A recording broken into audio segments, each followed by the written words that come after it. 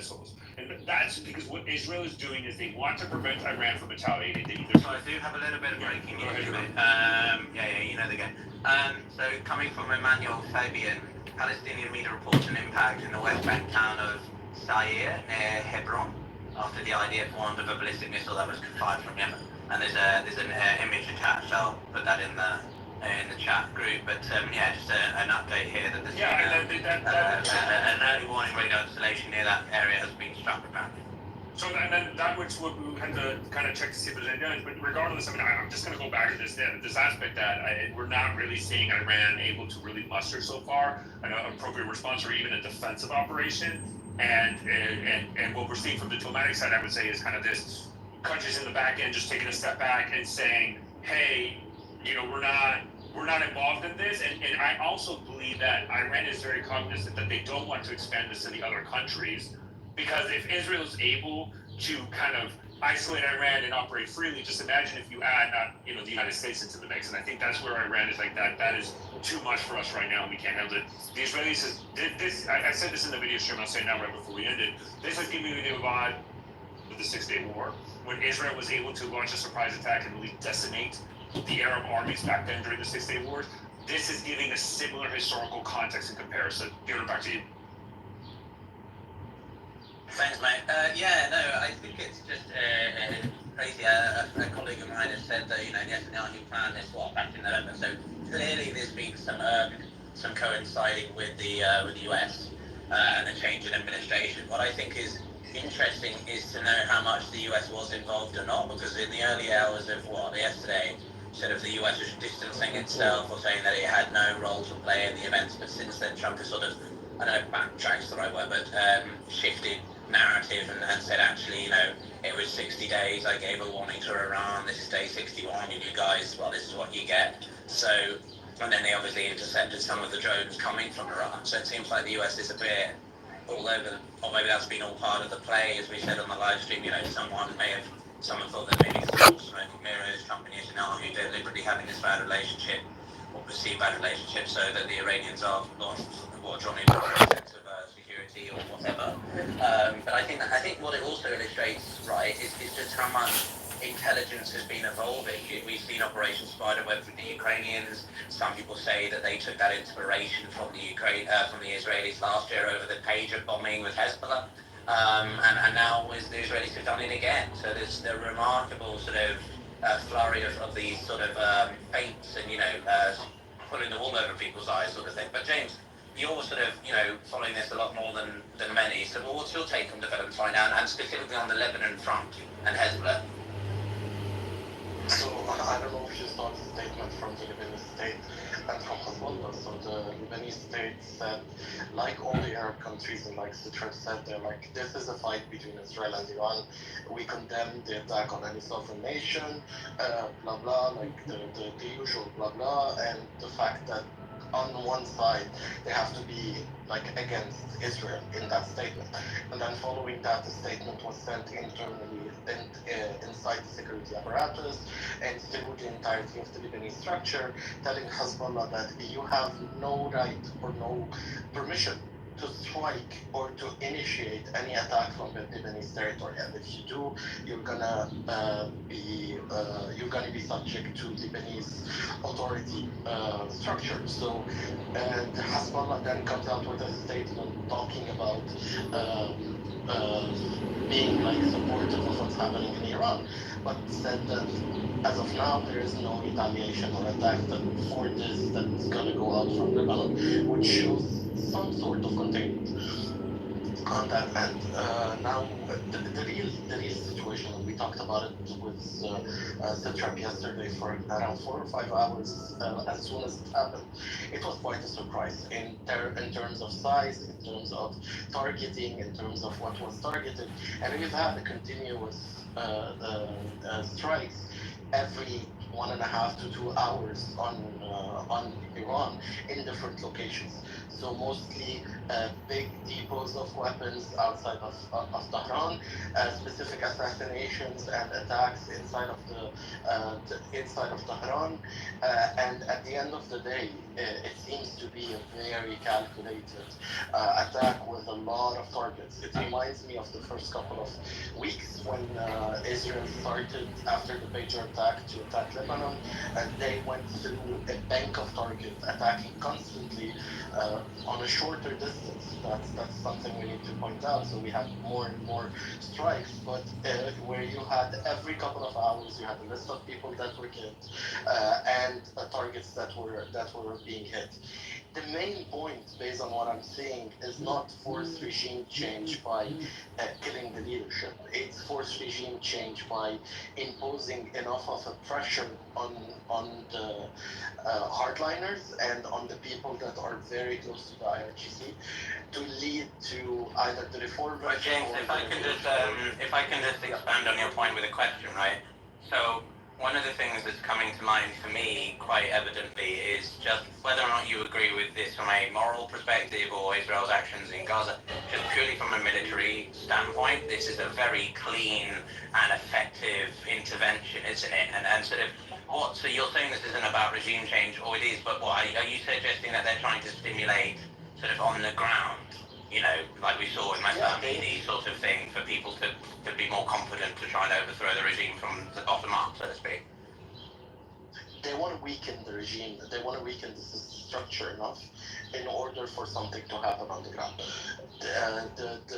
Whenever you attack a tier 1, tier 2, tier 3 leadership, you are technically destroying the knowledge, the know-how, and the way those people work to control the country or to control what's happening.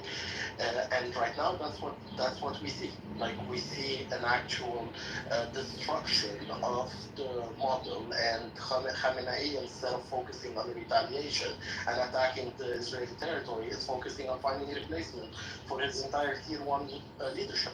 So in terms, the main focus is that they can put pressure. If they can put pressure like this for a week, for 2 weeks, for 3 weeks, you will reach a position where tier 1, tier 2, and tier 3 in the organizations are done, and you have people that are not as qualified and are complete unknowns in power, which would lead to more divergent views, and more divergent views would lead to more instability on the ground, allowing for I don't know if it's the monarchists, I don't know if it's the reformists internally inside of Iran, but someone to take over and change it to the model, to distance themselves from what's happening right now and what has been happening for the last 15 to 20 years in terms of the expansionist project of Iran in the region.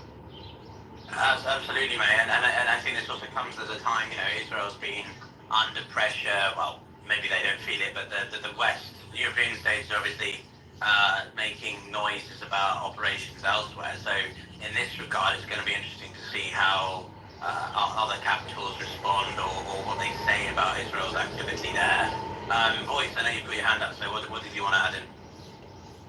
Before I add in, just some breaking news from Israeli media channel 12. They're reporting there is an attack on Isfahan right now as well. So you might want to add that to your list. I disagree with my colleague James here regarding the elimination of the IRGC leadership in order to some sort of an encouragement, rather small or big, of a regime change. I think this is not on Israel's or America's agenda right now, simply because of the fact that Reza Pahlavi is not in Iran, and it will create a massive void that no one can estimate in time. So as long as there is not a replacement in line, it would be very hard for us to even talk about a regime change right now. But what is interesting is that if you look at who they eliminated, it's mostly commanders of the IRGC Air Force. And this is, of course, more with the intention to cause disruption in the chain of command when it comes to launching ballistic missiles, cruise missiles, launching of the drones. This is the aim of it, and you can see it on the ground. You can see there is not some sort of a fluid action by the Iranian regime on the ground when it comes to launching those. And I think we saw a very interesting example for that today, that I can go into details with the drones that got launched from Iranian territory. I can get into that if you want, Peter, but it will take a couple of minutes, so it's up to you as the co-host of the space. Yeah, I mean, I'm sure we can do. We might have to jump in with breaking news such as this, which is that an explosion has been heard near Tehran's Mehrabad airport, that's according to Iran International English. So again, quite sort of, I don't know if sporadic is the right word, but random locations you would think, but actually very much targeted. Mario had an interesting question, which was sort of why haven't some of the larger nuclear facilities in the east been hit? And it seems to be Israel has a very particular approach to this. Clearly this is a decision that has multiple rounds. Whether or not this continues into the night or continues over the weekend remains to be seen. But depending upon how much the Israelis feel that they've crippled or can cripple the Iranians further, they've got a very clear blueprint of what they want to achieve. And I reiterate sort of my point before, which is that this is quite a exceptional illustration of military efficiency or precision. So yeah, we're also trying to get some more speakers to join us. One friend of ours, Amir, is in Iran and he keeps trying to join, but clearly it's obviously being affected by events at the moment. But Amir, if you can find a stable Wi-Fi, we'd love to hear from you. Voice, go for it. Yeah, Peter, one thing I also said in Mario's live stream was that we have to remember that the really sensitive nuclear facilities are deep underground. And this is not something you can do in one or even two strikes or in a matter of a couple of hours. The Israeli Air Force right now is first causing an initial shock, which buys it more time, which means you do quicks in and out of those facilities, then you come back to another round and you attack those facilities again. But in order to penetrate into the depth of these facilities, you will need a little bit of a different constellation, and you will need bunker busters, very heavy bunker busters that are going into the same point dropped by different fighter jets, one after the other, just to penetrate those layers. So right now we are not seeing it because it's a little bit of a more complex operation that, as far as I know, the Israeli Air Force, they're probably leaving it a little bit toward the later point of this operation. Let me ask you on that point though. Sure. Do you think that the Americans could get involved? Clearly, from analysis I was reading, my understanding is that the Americans would need to get more involved to provide or upscale, if you like, Israel's capabilities in terms of these bunker buster type bombs. Is that right, or what's your assessment? Yeah, it's fair. First of all, they don't need to get involved at this point. We're still not, as I said, in the point of pulling out P-52 or mother of all bombs or anything like that. I do not think that the United States will be involved, Peter. I really don't believe so. I'm still somehow, and it will gonna sound crazy to you, I still think that this is gonna be ending up with an agreement of some sort between the United States and Iran, even though we're seeing a completely different reality on the ground right now.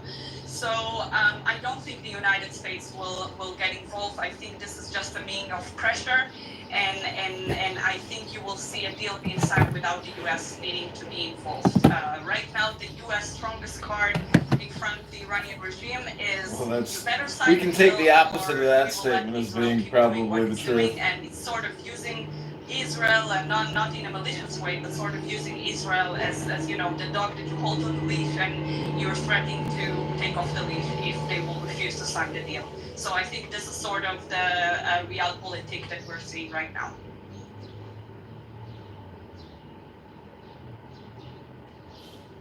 So just one point, Pure. There is warnings that after the ballistic missile that was thrown from the Houthis, there is also warning above Iraq from cruise missiles and not cruise, but like missiles and drones going through Iraq into Israeli territory. So it seems that some sort of retaliation is ongoing. Still not enough information to qualify what it is and the impact of that attack. I see we've got a Mark request, and I'm quite keen to hear from Mark, nuclear expert. Azim, I see you've got your hand raised as well. Did you want to jump in? Yeah, real quick. I mean, regarding your question, whether the U.S. would be involved, that is an Iranian decision right now. Iran can show up on Sunday. President Trump was very clear that we're still open to talking, obviously under very different terms at this point. But obviously, from a technical perspective, Israel will need American assets and American expertise to hit those deeply buried nuclear facilities that are deep in the mountains that requires B-2 and 30,000-pound bombs. However, the Iranian regime has the option today to open up these facilities to inspectors, and what Iran gets out of that, well, this 2-week campaign, this very painful 2-week campaign, will become a few-day campaign, and the regime may survive at the end of the day. We have to remember, and I'll wrap up with this, the Iranian regime for half a century has traded prosperity, personal safety, democracy. They forced the trade on the Iranian people in exchange for protecting the people from this make-believe monster that's Israel and the United States. Now they are miserably failing in delivering on that promise, and the Iranian people protesting today and asking their government to retaliate, they will soon ask their government they're going to ask for a new government, because there's no retaliation coming, not a meaningful one at least.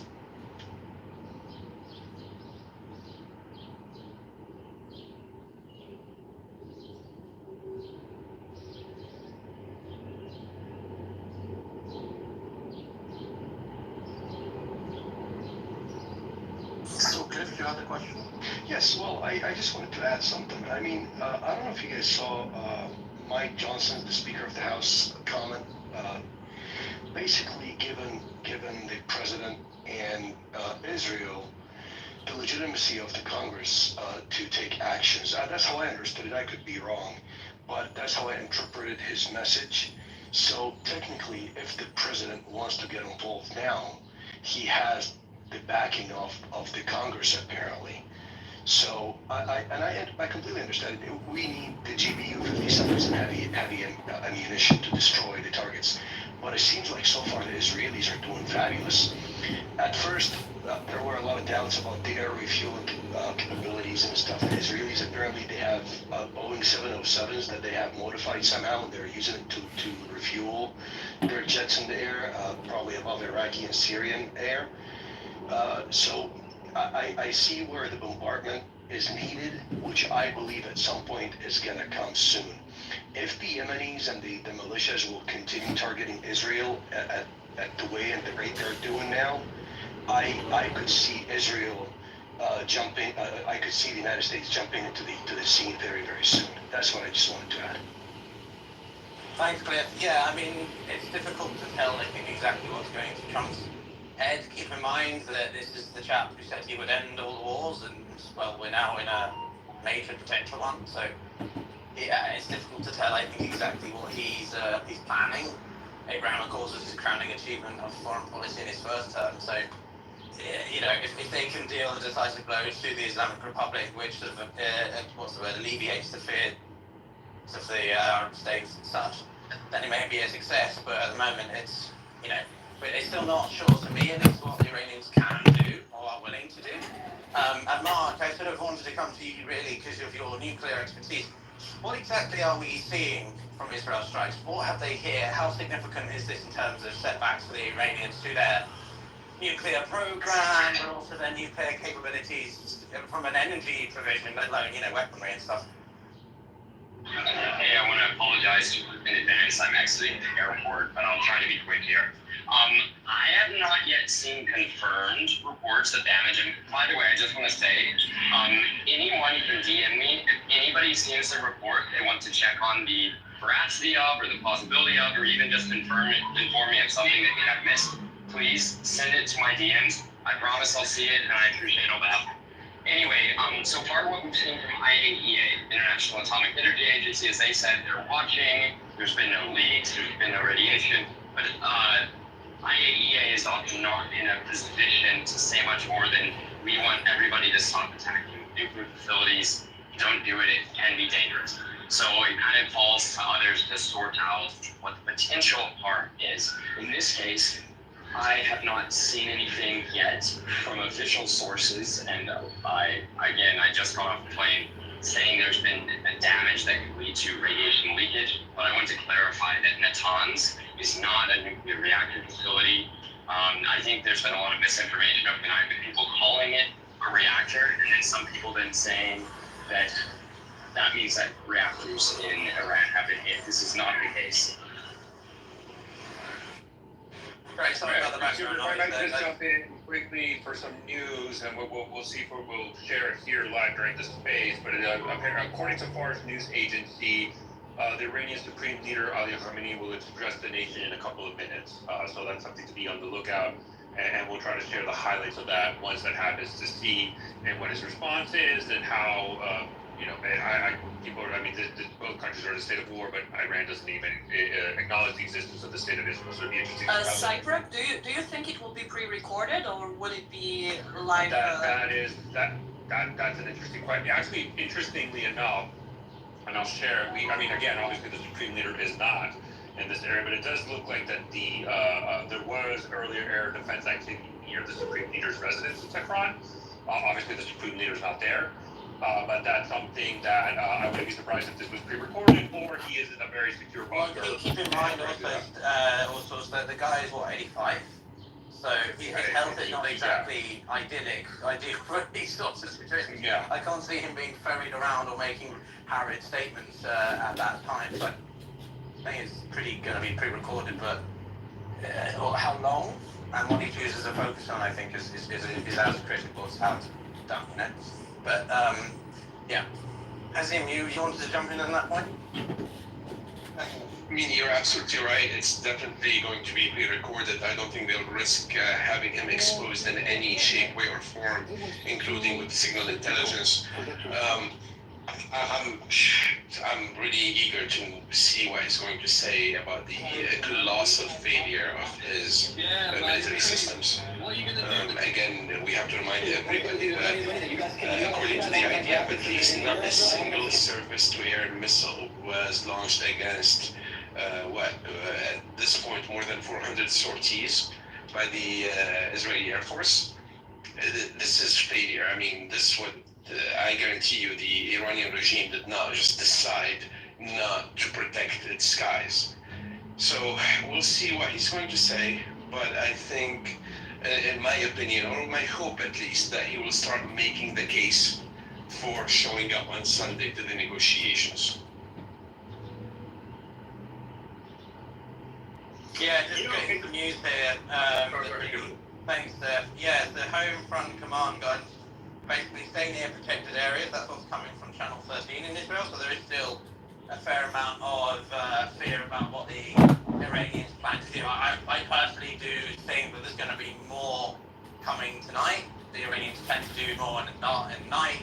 Also, how many of these major escalations have we seen occurring on a Friday or a Saturday? It's insane. It's been almost every time, I think, at least at this point. So I wouldn't be surprised if they do choose to do something sort of what Khamenei gives his pre-recorded address, and then they start launching. Well, actually, Stefan put that to you as a question. What could the Israelis do realistically? Missiles and mirages. What options do they have left? Yeah, that's really bad. I mean, the only thing is the ballistic missiles. Again, here's the problem that Iran has: is like although they have the largest ballistic missile program in the Middle East, not all the ballistic missiles that Iran has in their arsenal can reach Israel, right? If this was an attack against, let's say, U.S. military bases across the Middle East, oh, absolutely, right? Because you have Qatar, UAE, etc. Yeah. Those the vast majority of those short-range ballistic missiles within the arsenal of Iran can reach those targets. right? The thing about Israel is they have to use their medium-range ballistic missiles. So Israel doesn't have to be worried about a lot of these other areas, and I think that's why they're doing a lot of these targeted strikes. I mean, we've seen the concentrated strikes in Debris, Kermanshah. This is kind of in the western portion, and they're probably targeting those missile systems that can reach into Israel. And so that's something important, really important to highlight. And so, but Iran can still do it. If you look historically, at all the Iranian things and what they launch, I mean, it takes them a couple of days to do it. And that's why we're probably seeing the drone launches. But I think this is why Israel is so important in having control of the leadership of these organizations, because they want to cause mass confusion and chaos within the IRGC ranks, and that would cause more of a delay for an Iranian response, enabling Israel, since they basically have, for all intents and purposes, air superiority over Iran already, enable them to continue to conduct strikes against these assets, right? I think that's the goal of the Israelis. It was a decapitation strike, cause mass confusion within the ranks, and then leverage that confusion to then start striking more hardened structures and support networks, logistics, bases, etc., to really degrade those abilities. So Steph, I mean, I think we've got Colonel Jeff on stage. I want to go to him. But I would say it's quite interesting, really. They have been quite disciplined and only focusing on the military arm, right? There's no political arm, and we know the relationship of how the two work together, especially in a place like the Islamic Republic. So it's very much about the IRGC fact, not the political sort of network and such. But Jeff, what's your opinion of what you've been saying today, and what now, and what could happen even as early as tonight or over the weekend? Yeah, thanks for bringing me up. So I think the lesson learned here is if you're buying Western military gear, you can project power pretty far. And if you are buying Russian gear, you're in a lot of trouble. It's another nation, right? Because we've kind of learned from Ukraine that Russian stuff wasn't really up to snuff it was still effective to a degree. Let's not say it was completely effective. But their export variants, things that they're giving out to other nations, were woefully inadequate. I don't think that's going too far beyond the bounds, right, or overly dramatic. And when you have 400 stories flying over your nation and you get down one airplane, that's a big deal. I do have a question. I don't know necessarily how the supreme leaders tie to the military is, right? So I don't know if he would be target of an assassination if he's not somehow tied to the military, because you can't, as much as I understand Israel might want to do that, right? I don't think that they dabble into laws of armed conflict violations and things like that. So he is the leader. The same way Nasrallah was the leader of the military. But okay, perfect. That answers my question. Yeah, I didn't know. Okay, thanks. So we've got some interesting information here that was just shared. Although to me it doesn't come as too much of a surprise, much like the Ukrainians giving backstory to the US administration, I think at least before Trump took over, about operations. By the way, Netanyahu gave, prior warning or whatever information to the US about the strikes. Netanyahu said that Israel coordinated with the US ahead of its attack on Iran, quote unquote. We told them in advance they knew about the strike. What they will do now, I leave it to President Trump. He makes his own decisions. I will not speak for him. He speaks very persuasively and very firmly, and said Iran should not have nuclear weapons.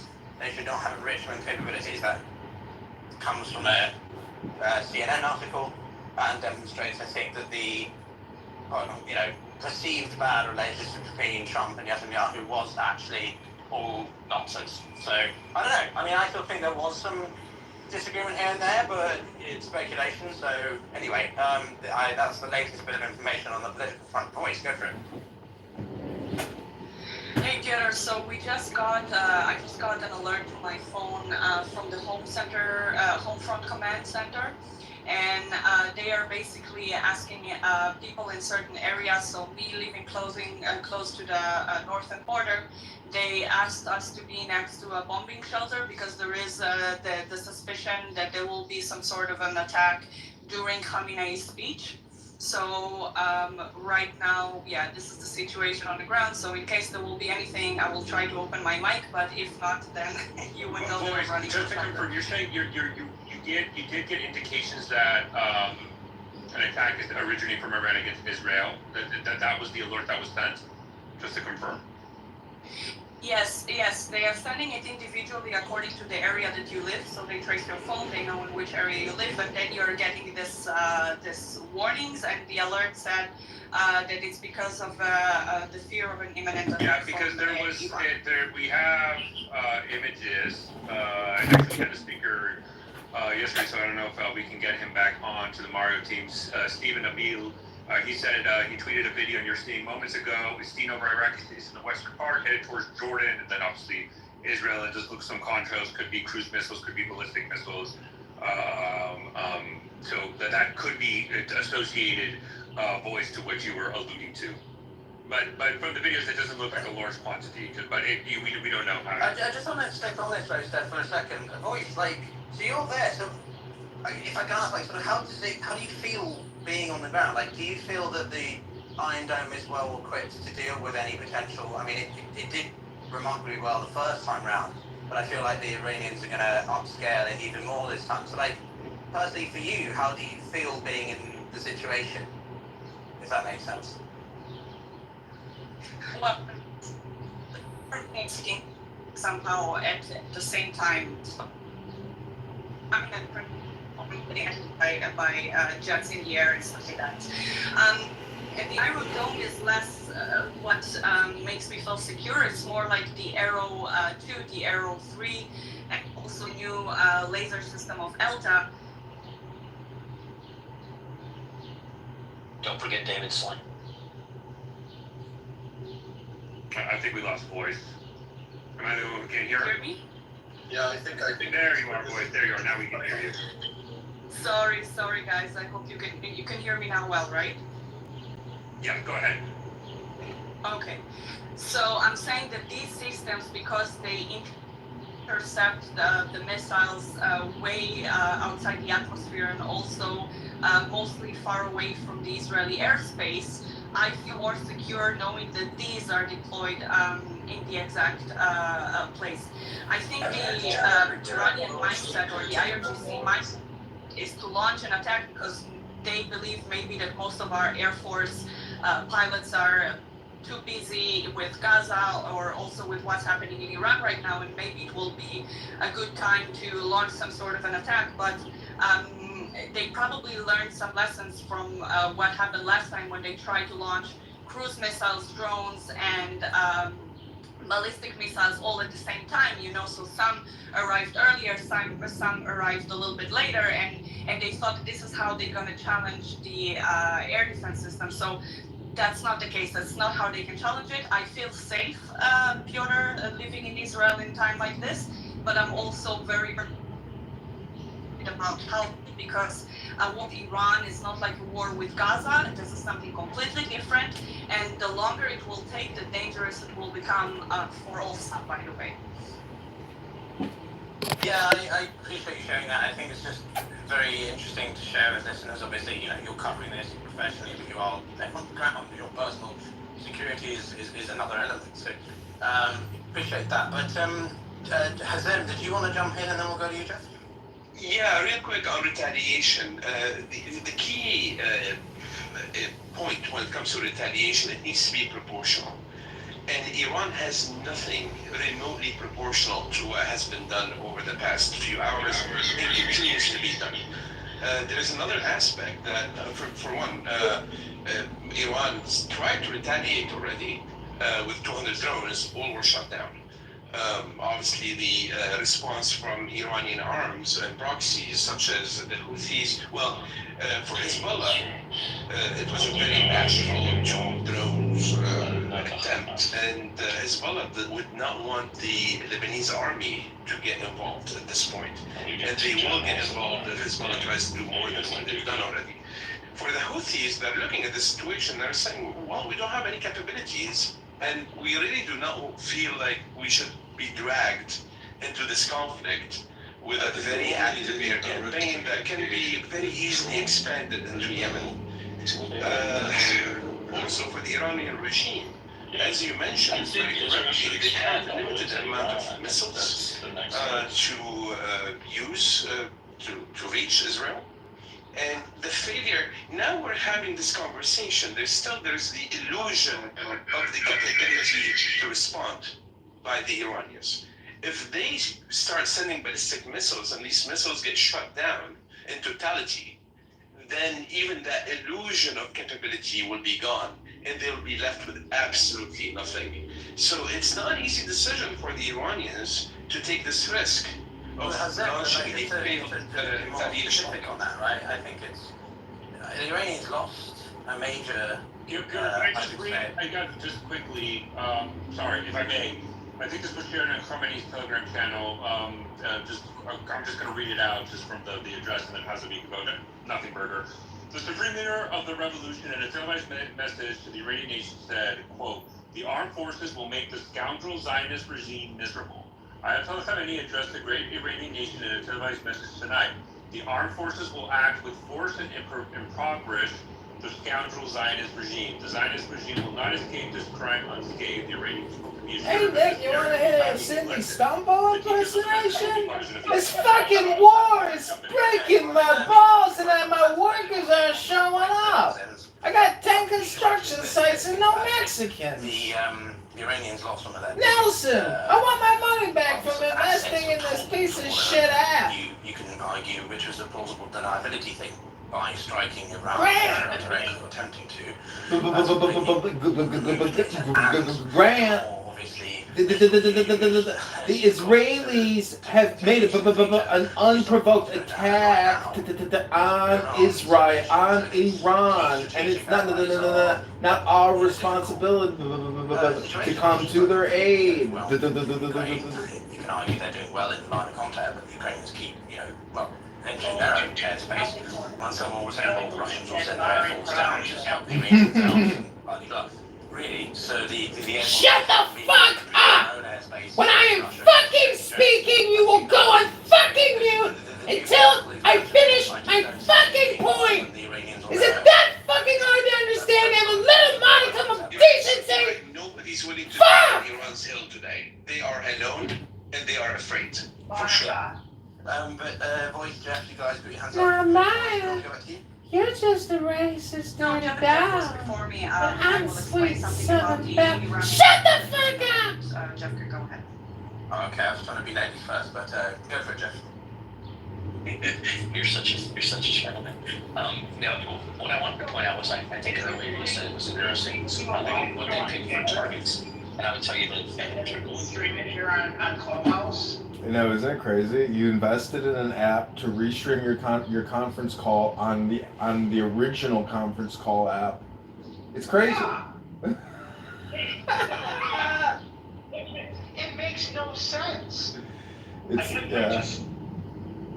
Well, it's a scam. I mean, that's what it is. I mean, I think they use it to vet investors and then to see how much of a sucker they are. Yeah, soliciting investors. That's all they're doing. And yeah, it's basically an investment scam. It's not an actual business. It's the same thing with Fanbase. Have you ever used that racist piece of shit app? Hey, Rob. How do I do that shit in Canada? I don't know. Try setting up an app. How do I do that? That's how you do it. That's how you get started. Yep. Well, the thing is like, so now that Clownhouse charges, well, they don't charge, but I think this is going to be a pay app eventually. Even if it's just $5 a year, $10 a year, I think they're eventually going to make you pay something. I think that's what they're going to do with Chatter. Chatterbait. Caught by surprise that in order to launch these missiles, you'll need fuel, a special fuel for these missiles. And earlier today, They come from China. The special fuel come from China. Also in Tabriz, the fuel, the rocket fuel depots that were there as well. So it might be one of the reasons, at least, why we see this delay. Now, let's sort it out. It would be like, no, I really want to hear what Tiffany has to say. God. That was a perfect troll name because nobody knew. And they're just, oh no, this Tiffany person's pretty interesting. Was I doing a girl's voice or did? Yeah. Yeah, you were from like the South. I think you were from like South Carolina or Georgia or something. Alabama. I hate this app. It's just hilarious how serious people take it.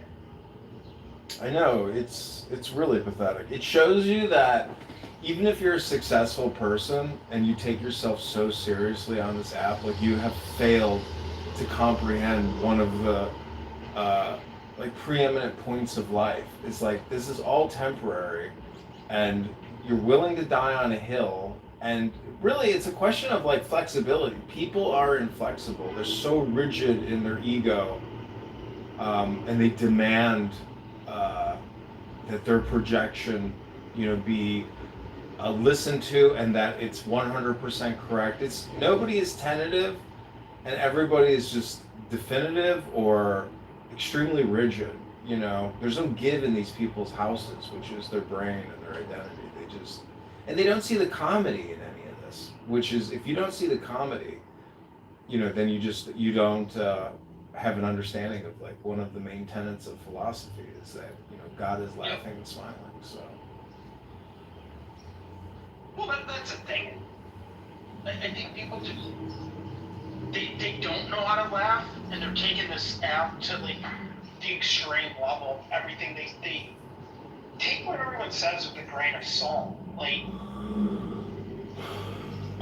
if your behavior on here is very childish, demeaning, pathetic, egotistical, vainglorious, etc., like that's how you are in the real world. Like there's no doubt about it. Like there's no online persona. That's you. Everything you say here, how you respond, how you act, that's you. So if you're a petty little obnoxious bitch, that's you in the real world. That's life. You are your words.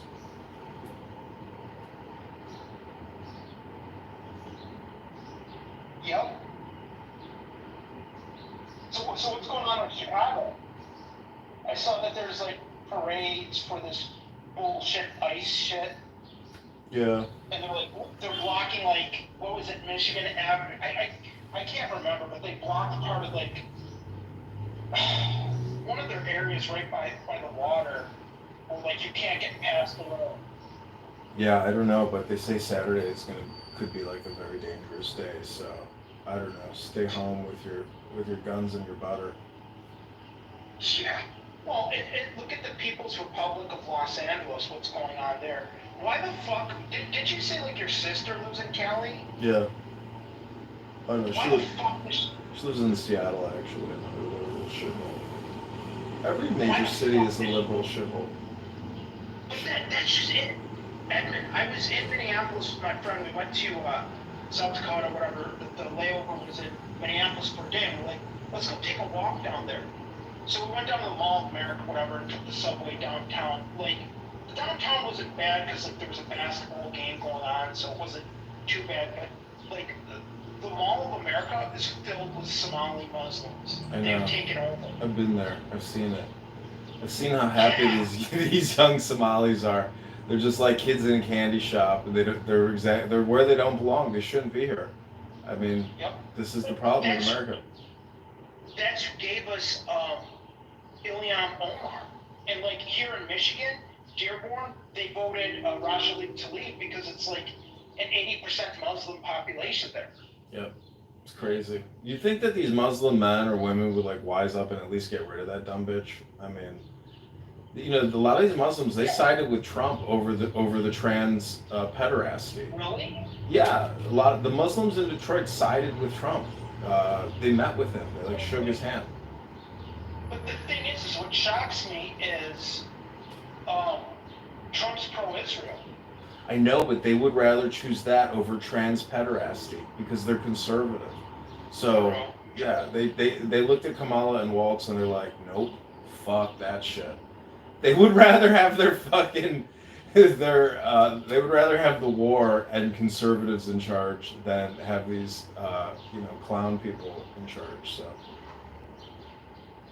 interesting. Yeah, I thought that was a surprising twist. I was like, how could they side with? Because I think they know what the game is that these Democrats are just ruthless war hawks as well, and maybe even worse. They are worse, not maybe worse. They're 100 times worse. Well, you got someone worse than Lori Lighthead in Chicago. I didn't think that was possible. Yeah, it's hard to imagine that it can get worse, but yeah, he's an example of a woke leftist African American male. I mean, he sits there and he talks about how, you know, this is the way things would have been if the Confederacy won. Like, he says the most insanely stupid shit. There is no way he wins again. Like, his approval rating is that low. So, like, he's going to be a one-term mayor. You know what's going to be interesting when they start telling Chicago pension Recipients, people that get a Chicago pension, that you're like, yeah, you're not getting 100 cents on the dollar. You're getting like 50 cents. Mm-hmm. And even that's pushing it 50 cents of the dollar. But when they finally admit that they're fucking bankrupt, and you take away like people's retirement, who knows if or when that'll happen, because they could just keep borrowing. You know, just in the same way that the federal government does. These city-states they do have the ability and the direct relationships, and the banks are like, you want us to lend you more money at this rate? Okay, you got a deal. Like, this is how banks make money. I mean, and the banks are agnostic too. They don't care if they're even going to get paid back. They want the transaction fee. You know? fractional reserves. They keep 10% and they loan back out 90% of it. I mean, it's the fractional banking system is, oh man. I mean, you know who is fucked? Iran. They're fucked. Palestinians in Gaza Strip, they're fucked. I mean, did you see Yemen launched a rocket and it fucking hit the West Bank? Like, they're hitting their own people. Yeah. Like, they don't understand that people don't support Muslim nations. Like, everyone's gonna turn against Muslim nations for long. Like, trust me, this is not gonna end well. Somebody's calling us incels in the chat.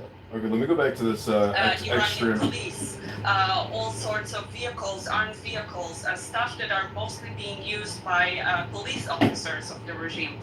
Once you're going to see those being under attack, this is when you know, okay, the target is indeed to at least spark a regime change. And right now, this is not what we're seeing. We don't see any of these targets being attacked, at least not for now. So I think that would be the best indicators for you guys and for anybody who is listening and trying to understand what is going on.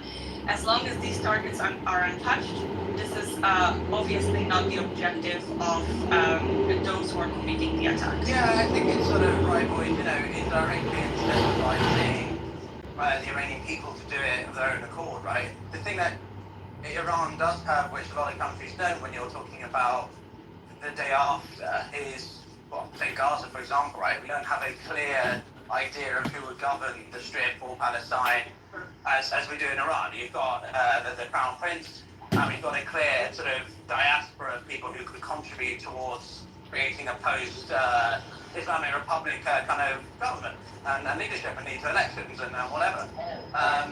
And that's clear, but sort of how do you get from now to that is sort of the key question. And obviously Israel doesn't want to be the one to sort of take out the leaders and such, because that's a whole different element to getting the people on the ground to sort of do it for themselves sort of thing.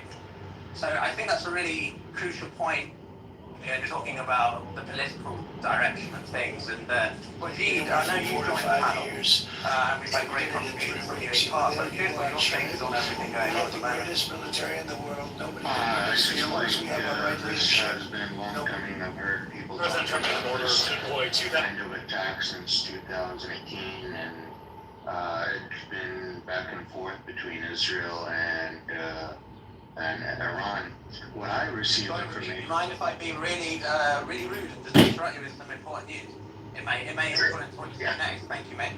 You know, basically, President Putin, considering I was making comments about Russia just now, has spoken to both, interestingly, President Massoud of Iran and Benjamin Netanyahu. Now, obviously, Russia has a, should we say, complicated relationship with the Israelis. It's not great, but it's not sort of dead. And they've obviously had to navigate each other in the, say, Syrian airspace over the years. So I'm very curious to see what he would have said, and also how Russia's thinking about it. Another piece of news is reports indicate Israel has identified preparations in Iran to launch about 100 ballistic missiles.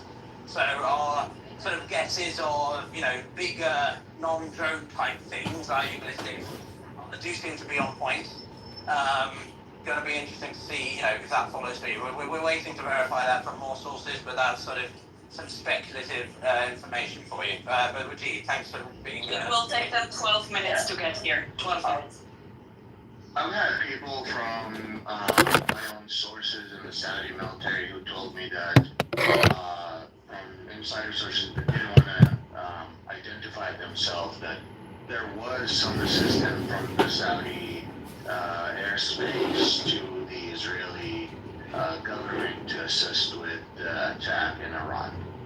So that was information that was passed to me by someone that was in the Saudi Air Force, and it basically gives us a good idea that the Gulf countries, at least, they're all on board with this attack, and they all had some sort of idea of this attack happening beforehand, as well as the United States.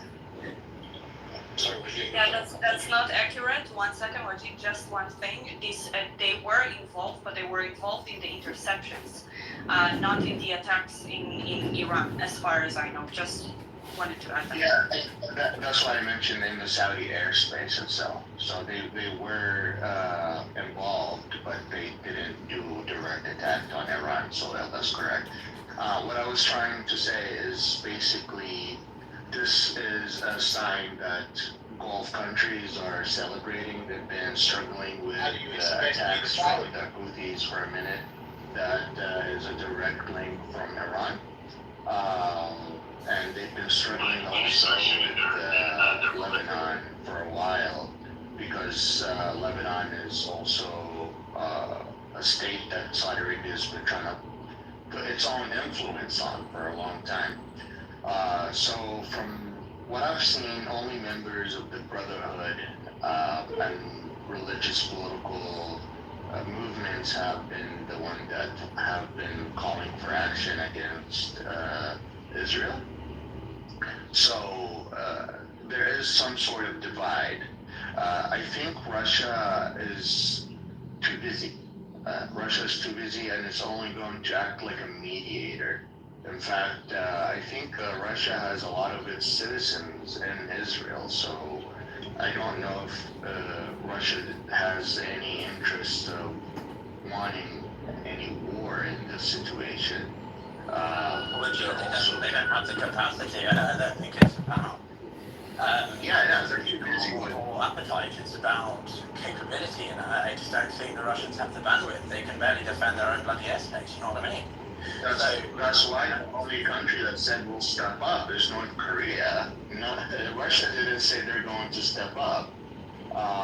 North Korea said that they're going to help Iran. So what's clear to me is Iran is on their own, and North Korea was helping Russia and Ukraine. So I feel like the last country that they could fall on is North Korea. And they would have to pay out of their own pocket for that, I believe. So, from my own opinion, from the North Korean side in Kursk and Russia, it was very, inconsistent, shall we say. They denied it for months, and then eventually we had piles of North Korean bodies being emerged, and then also when the Russians retook Kursk, much of Kursk, it was finally revealed that they did. I do wonder how much the North Koreans would get involved, as much of their industrial capacities are already supporting the Russians.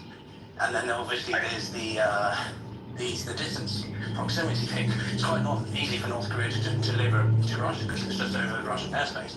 But here you've got to go through other countries, and there's a bit of a more complicated, delivery path. So I think much use to this. Iran's biggest mistake is that they started too many war fronts, and they wanted to support too many of their proxy groups without wanting to take any responsibilities for it. And they couldn't look forward forward to seeing that one day that all their proxies group could be dismantled and they would be the last person standing, and that's where we're left at, checkmate. So I think Iran is going to be looking at the end of its life here pretty soon, and maybe for a new regime. At least that's what Arab Gulf countries are hoping for. Yeah, interesting though, the reports earlier saying that they're going to condemn the events, actions by Israel. So, They say that I haven't seen much conversation. Yes, they've been having very close relationship with Israel behind closed doors. They always say that we condemn the actions of Israel, but then behind closed door, they're having cheers and they're drinking glasses of champagne. So like, let's Non-alcoholic champagne. Non-alcoholic champagne. Non-alcoholic champagne. With the Formula One's in town, isn't it? But boy, if you wanted to jump in, or James, I saw your hand up as well. You got any news? Nothing on my end. Yeah. So just can you voice maybe do a summary again for us? So sort of the Israelis were launching a subsequent round of strikes on certain targets, right? How long did that last? What was the fallout from that in the past hour and a half? Oh my God, you really tackled me. It's hard to get that from from the back of my head here. But yeah, there were 2 waves of attacks. About 200 Israeli fighter jets were participating in each and every one of them. Of course, the first one was hitting the chain of command, which had the entire Air Force leadership meeting in one place. This is something that has to do with the Mossad. There was a lot of intelligence work happening on the ground to get them all to be in the same room and then to conduct this target. Then you had, of course, a lot of attacks on you had the Iranian Tehran International Airport, you had Natanz, you had Perchin, you had, I really cannot pull them out of my head. Sure, I need to look at what got hit. It's all right, don't worry. I know I put you on the spot there. It was more just generally what we've seen, which is 2 rounds, and now we're waiting more effectively for the Iranians to respond. Is that sort of the yeah, we're waiting for them to respond, and we are. You see that we are prepared for it. This is a little bit less talked about, but also the Israeli Air Force is operating on the Iraqi-Syria border, also to prevent from the Iraqi Shia militias to somehow participate, because like James was mentioning earlier, Hezbollah is off the menu at this point, so they're not going to participate, at least not according to what it looks like. So the IAF is also operating there. Of course, there are extra batteries of David Sling, Arrow 1, Arrow 3 air defense system, and also there are tailored warning of the home front command as well that is also alerting regarding the areas of living.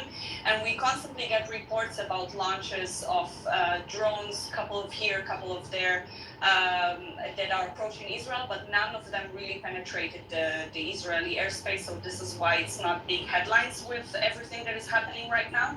And I think, this is what is happening right now, basically. A little bit of nuclear component facilities, ballistic missiles, launchers. And I think the most interesting thing is that in the initial wave, and I think this is what people should really focus on right now, the Mossad was able to establish for months now launching pads from trucks within Iran, that those drones, those Israeli drones, were actually attacking the air defense systems first before we even saw the big air campaign.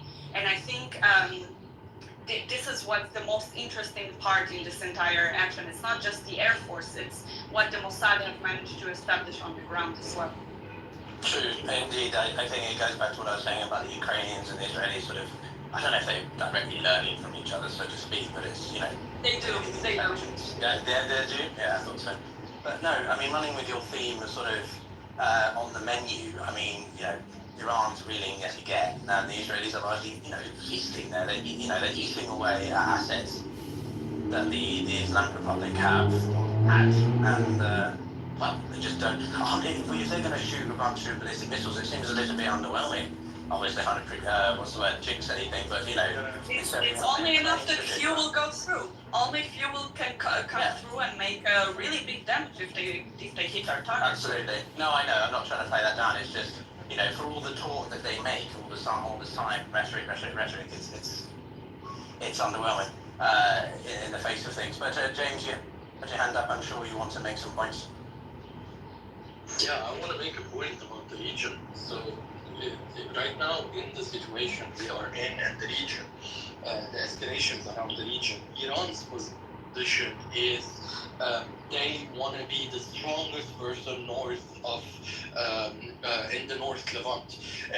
That's their position. You have Saudi Arabia was getting more and more control in the peninsula and in North Africa, and now you need Iran needed to be positioned as a strong person in the northern part of the Levant. The issue that happened is that when the opportunity was at its best, let's say military-wise, I'm not saying it's a good thing, I'm saying military-wise, October 7th, the Promised 1 attack, the Promised 2 attack, when those attacks happened, we didn't see a mobilization of the entire axis around the attack. And today, that's what's happening to Iran. Iran is on its own because of the military and strategical mistakes that they did. When you attack and you want to go attack an enemy, the person you consider an enemy that's much stronger than you, and you have all those capabilities, you have the ability to go by foot from the north and from groups that are on the territory itself, so bordering the territory. You can throw rockets, you can throw ballistic missiles from afar in order to overwhelm the capability of the defenses of the enemy, and then shoot bigger rockets, bigger ballistic missiles into the territory. You could have overwhelmed the situation enough in order to reach this position. What we've discovered, what we've found out, is that it's paper tiger. Like the entire axis in itself have failed.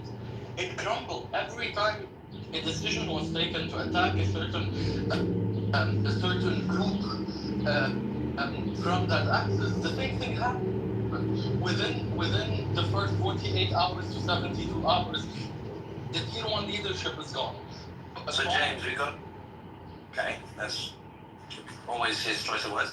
Trump says Israel strikes on Iran might actually boost chances for a nuclear agreement. I don't think so, quote. Maybe the opposite. Maybe now they will negotiate seriously.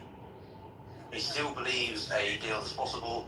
They were close. They should have done it. Maybe now it will happen. Meanwhile, Israel admits the bombing won't fully stop Iran's nukes, but hopes it sets the stage for a US-led deal. So strike first, negotiate. I generally don't want a deal to happen. I generally don't want the deal to happen. No one from the Gulf countries want a deal to happen. Yeah, everyone wants it. Actually, everyone wants the deal to happen. Like, everyone wants to reach a position where Iran is abiding by a certain set of understanding and rules that they work on. But what happened is that no one could control what Iran was going to do. That's what happened before. With the damage that's being imposed and the destruction of all its militia forces in the region, and all the effort, all the IRGC external wings and the IRGC in Afghanistan 2.2, when Israelis or even American or French or UK people are controlling the land inside of Iran, Iran would get out of this without the deal. There is no possibility. The question is, how much destruction would they accept to take until they reach a deal? James, can I just jump in with something from the IDF? This is a statement from the IDF. The IDF attacked the nuclear site in the Isfahan region. At this moment, Air Force fighters just completed an attack on the Iranian regime nuclear site in the Isfahan area under precise intent.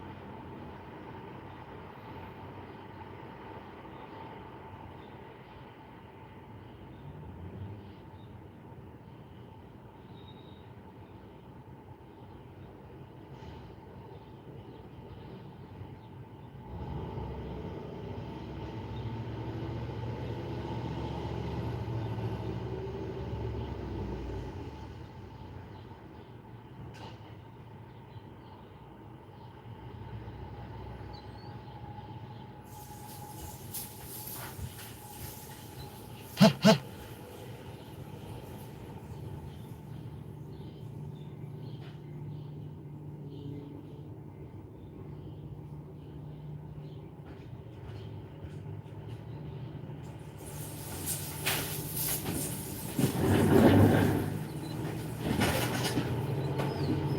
it just go out?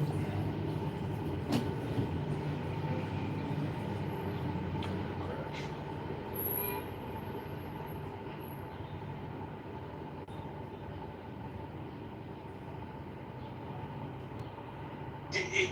Were you surprised that Israel, because I think it's important to highlight, we have Israeli drones flying over, for example, we have video of it, of Israeli drones flying over Tabriz. I mean, these aren't stealth drones. Let's make it clear. These are not stealth drones. These are just normal drones, like RM-29s that get shot down by the Houthis, right? That's why they're there. But they're freely operating over Iran. We have not seen a single image video report of Iranian being able to shoot down any Israeli air assets. The irony is the Houthis are having more success against American drones than the Iranians against Israeli drones. And again, these aren't some secret drones. I mean, what does that tell you? And what does that highlight? Was it, maybe the strength against because one of the key targets was the command structure of the Iranian Air Defense Unit, the KHATC. Did that have an effect? Maybe was Iranian air defenses more powerful? People have talked about it, I guess, was more powerful than it really was. I mean, what does that tell you, Matt? Yeah, and Mike, I'm starting to wonder a couple different things as we look at it. Yeah, number one, they did have a very good, effective strike when it comes to knocking out those aerial defense systems and all of that being reported. It's likely some of the first things that are getting taken out. I wouldn't be surprised if Mossad and their drones, being launched, didn't have a huge effect on that, on some of these, of what some of these things are. But for them to be able to go over and knock out some of these key components that shut those systems down and render them inoperable. When we started seeing some of the Iranian fighter jets getting launched, that F-35 isn't necessarily a cannon, dogfight. It's not really what it's designed for, right? So as those things start to pop up on their radar, they're able to fire it freaking, from multiple kilometers away and just start knocking aircraft out of the sky if they absolutely need to. So F-35s can dominate every single piece of air power that one has.